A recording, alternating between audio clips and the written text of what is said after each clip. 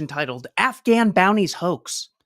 In the summer of 2020, New York Times reporter Charlie Savage wrote a trash article reporting an obviously fake rumor that the Russians were paying the Taliban bounties to kill U.S. troops in Afghanistan.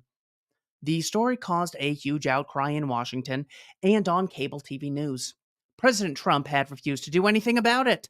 The truth is, there was no truth to this at all. The Russians paid the Taliban for the same reason the US spent the last years of the war flying as their air force, as the Washington Post admitted.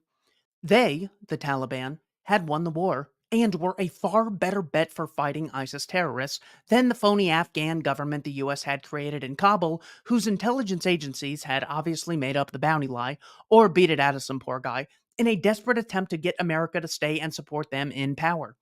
Ultimately, the general in charge of the war, the chief of CENTCOM, the Secretary of Defense, chairman of the Joint Chiefs of Staff, the Pentagon, the DIA, the National Security Agency, and even other analysts at the CIA debunked these claims, as Savage himself was forced to admit. In the end, all he had were claims from unknown Afghan interrogators who had used unknown methods to obtain this intelligence from unknown captives.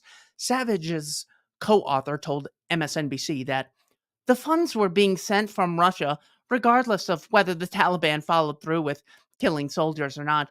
There was no report back to the GU about casualties. The money continued to flow.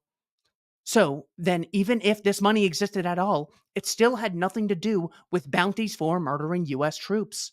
I think you have overlearned the lessons of the pre-Iraq war reporting failures almost 20 years now, and see that dynamic as the norm rather than the aberration that it was, Savage insisted.